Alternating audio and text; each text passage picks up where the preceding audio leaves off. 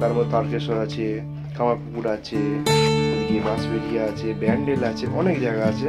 ফুরপুরা শরীফও আছে, এবং নরওয়ালপুরেও একটা বড় মন্দির আছে।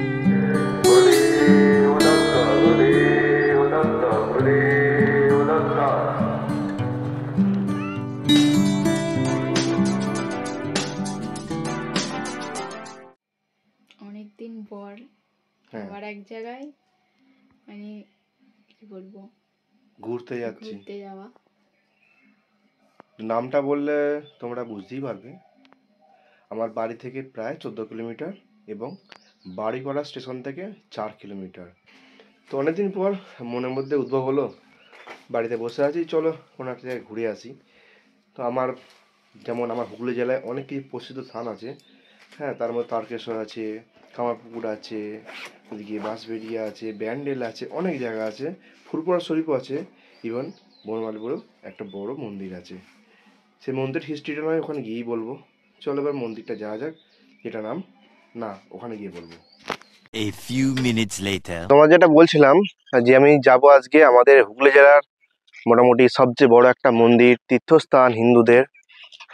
হ্যাঁ, আমি এখন চলে এসেছি সেই জায়গায়। আমার বাড়ি থেকে ওই 14 কিলোমিটার ডিস্টেন্স, ওই মোটামুটি 20 মিনিট টাইম লেগেছে আসতে। আর বাড়িপাড়াতে গেলে অটো করে আসতে পারেন। অটো করে আসলে হয়তো 3-4 কিলোমিটার 10 টাকা 15 টাকা নেবে, এমন কোনো বেশি চার্জ না।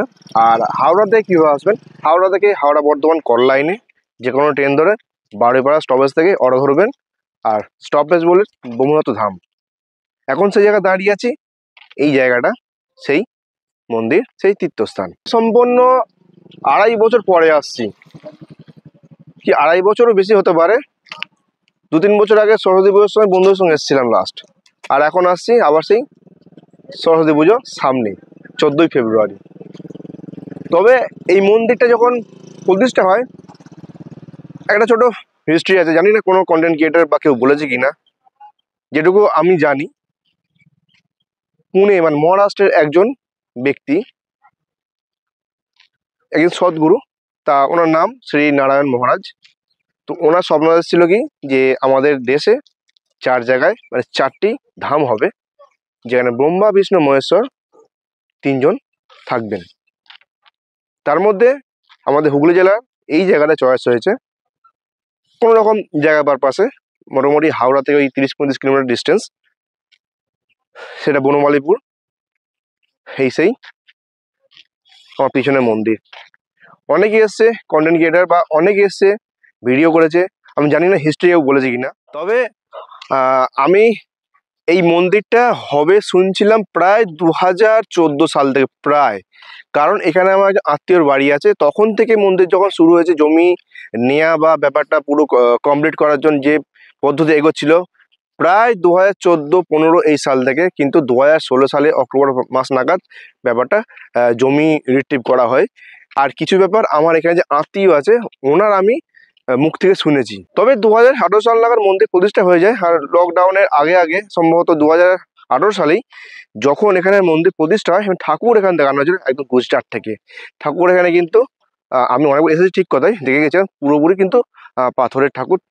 3 জন আমাদের ভগবান আছে, ব্রহ্মা বিষ্ণু মহেশ্বর। তবে এই যে চারপাশ দেখা যাচ্ছে, যখন প্রথমে প্রাথমিকভাবে মন্দির তৈরি করা হয়েছিল, এই জায়গায় কিন্তু কিচ্ছু ছিল না। জাস্ট খালি মন্দিরের এই সামনের পাঁচিল, মানে 4 ধারের পাঁচিল, আর মাঝখানে মন্দির দেখা যাচ্ছে, মন্দির আর সামনের গেটটা। তখন রঙও ছিল না, কিচ্ছু ছিল না। এখন সকাল 8টা থেকে নাকি সন্ধ্যে 8টা পর্যন্ত খোলা থাকে, ঘোরার মতো জায়গা। সরস্বতী পুজোর সময় বাড়ির মানুষদের নিয়ে আসতে পারেন, বন্ধুদের সঙ্গে আসতে পারেন। এই সেই মন্দির। তো একটা ব্যাপার যেটা আমাদের মন্দিরে স্থাপন করা হয়, যা ঠাকুর এখানে আনা হয়েছিল, তখন কিন্তু একটা গুরুত্বপূর্ণ ব্যাপার ছিল। ব্যাপারটা হলো কি, আমি যেটা শুনেছি, ওখান থেকে গাড়ি করে যখন আনা হয়েছে ঠাকুরকে, হাওড়া ব্রিজ থেকে ওখানে গাড়ি করে যেরকম মিছিল হয়, যেমন আমরা আমাদের বেশ কয়েকদিন আগে, যেমন 22শে জানুয়ারি রাম মন্দির প্রতিষ্ঠার সময় যেমন দেখেছিলাম মহামিছিল বা মহারণ মাধ্যমে যারা ঠাকুরের প্রতিষ্ঠা হয়েছিল, তো এখানেও কিন্তু 2018 সালে ঠাকুরের প্রতিষ্ঠা হয়েছিল। সেই মুহূর্তেও কিন্তু আমি এখানে ছিলাম। তো সেই সময় আমি কোনো ভিডিও বা ফটো আমি তুলিনি বা ভিডিও করিনি। আজকে সেই আমার সত্যি ওই দিনটার কথা মনে পড়ছে যে আমি এখানেই ছিলাম। বাট আমার চোখে ভাসছে, কিন্তু প্রমাণ দিতে পারবো না। বা আজকেই সেই আজ ব্রহ্মদত্ত মন্দির আমাদের হুগলি জেলার একটা বড় মন্দির।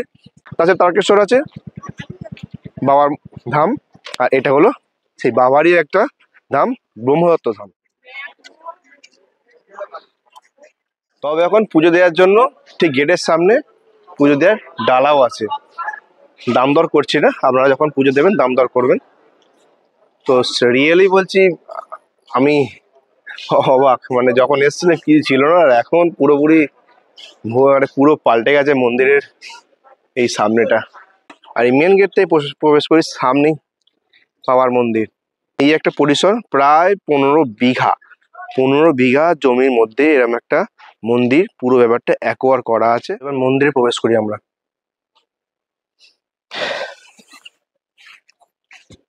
এই সেই মন্দির।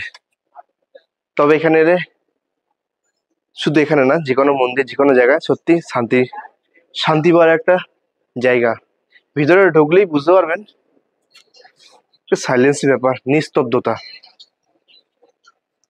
আসুন আমরা এবার মন্দিরে প্রবেশ করি, আমরা মন্দিরটা পরিদর্শন করি। পুরো ভেতরটা এতটাই ফাঁকা, মানে আমি কথা বলছি প্রচুর ইকো হচ্ছে, হয়তো আমি মাইক্রোফোনে কথা বলছি বলে ইকোটা বুঝতে পারবেন না। ভেতরটা ঠান্ডা এবং শান্তির জায়গা। এরকম মন্দিরে এন্ট্রি করে সামনেই দেখতে পারবেন একজন কচ্ছপ, যাকে আমরা ওই ধন কুবেরের বাহন বলি, বা আমরা আমাদের ধন সম্পত্তির জন্য কারো দোকানে, বাড়িতে, মন্দিরে, ঠাকুর ঘরে বা কারো ক্যাশ বাক্সতে রেখে থাকি। তো এনাকে স্মরণ করি, আমরা ফুল অর্পণ করি প্রতিদিন। যেরকম যা জল দিয়ে রাখে, জলও রাখতে পারেন। সামনে এই ধন কুবেরের যে বাহন কচ্ছপ, তো তোমাদের আমি দেখিয়ে দিই আমাদের ভগবানকে।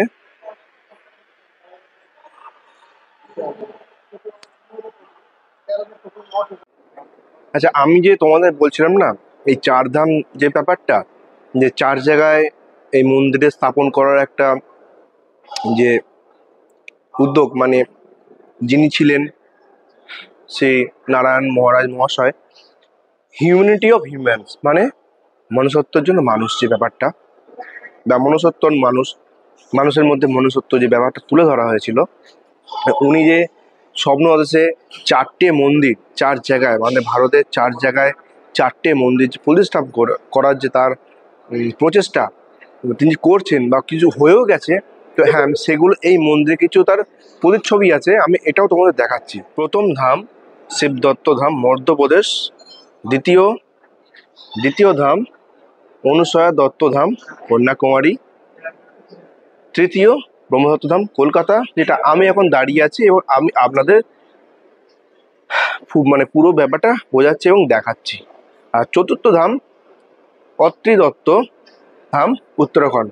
হ্যাঁ, এই যে মডেলগুলো মন্দিরের করা আছে, হ্যাঁ এটাই কিন্তু এক্সাক্ট এবং অ্যাকচুয়াল মন্দিরের মডেল। এই মন্দির সম্বন্ধে বা মন্দিরের কার্যকলাপ সম্বন্ধে একজন মহারাজকে পেয়েছি, তো ওনার সঙ্গে আমি কিছু ওনার সঙ্গে কথা বলবো, তবে উনি কিন্তু হিন্দিতে কথা বলেন। वो नारायणपुर है, महाराष्ट्र में, पुणे के अंदर पुरंदर के पास एक छोटा सा खेड़े गांव है। उधर वो नारायण महाराज ने पुणे रेलवे स्टेशन पर जाते वक्त एक महिला, बूढ़ी महिला देखी। वो उठकर गिरती थी, गिरकर उठती थी। महाराज ने उनको पूछा, तुम कौन हो, तुम्हें कौन है या नहीं? वो बुड्ढी ने बताया, मेरे बहुत लड़के हैं, लेकिन मिलता जुलता नहीं है। तो फिर और वो मातारी पीछे देखा तो वो गायब हो गई। तो फिर शाम को सोने वक्त, सोने के बाद इनको वो सपना पड़ा कि सपने में वो भारत माता आई। उन्होंने बताया कि तुम इस देश में 4 धाम बनाओ कि मैं ये देश के भारत माता की उन्नति होगी। वो एक आदमी दूसरे आदमी से, एक राष्ट्र एक राज्य दूसरे राज्य से जुड़ा होगा, और ये देश की प्रगति होगी। और श्रीपाद वल्लभ ने इनको दर्शन दिया। श्रीपाद वल्लभ गुरुदेव दत्त ने भी इनको दर्शन दिया। और दर्शन दे के उन्हें बताया कि तुम ये धाम पूर्ण करके तुम्हारा ये काम पूरा करो। और इन्हें वो इधर पश्चिम बंगाल में ये ब्रह्मदत्त धाम इन्होंने बनाया। और ब्रह्मदत्त धाम इन्हें ब्रह्मा विष्णु महेश में से एक ही ब्रह्म एक देव अवतार है।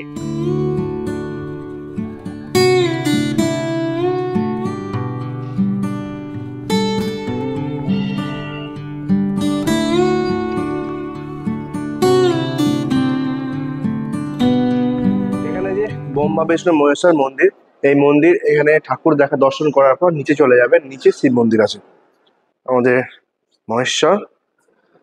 যেখানে যে কোনো মন্দির সেখানে কিন্তু শিব মন্দির আলাদা থাকবেই। আমরা মন্দির এবং শিব মন্দির দেখে বাইরে বেরিয়ে এলাম। দেখুন শিব মন্দির লেখা আছে, সামনে গেলে শিব মন্দির। এবার চলো আমরা এই ওপরটা উঠি, মন্দিরের চারপাশটা একটু ছোট্ট করে প্রদক্ষিণ করে নিই, যেটুকু আমাদের শাস্ত্র অনুযায়ী প্রদক্ষিণ করা। তবে 3-4 বার হয়তো 5 বার পারবো না, এই একবারই করবো 4-5টা। তবে কিন্তু অনেকটা কাজ এগিয়ে গেছে। তো প্রায় প্রত্যেকটা বৃহস্পতিবারে কিন্তু এখানে ভোগ খাওয়ানো হয় দুপুরবেলা। তবে আমাদের এই হিন্দু বা সনাতন ধর্ম অবলম্বী মানুষদের ইসকন হচ্ছে কি একদম বড় চেন মন্দির সংস্থা। তবে এই ব্রহ্মদত্ত ধাম এটি চার ধাম যে বলা হয়েছে এখানে, মধ্যপ্রদেশ, কন্যাকুমারী, উত্তরাখণ্ড, আমাদের বনমালীপুর, হুগলি ডিস্ট্রিক্ট। তো এইটা হলো কি একটা বড় চেন যে ব্রহ্মদত্ত ধামের। তো এইটা আমাদের হুগলি জেলা সবচেয়ে বড় মন্দির।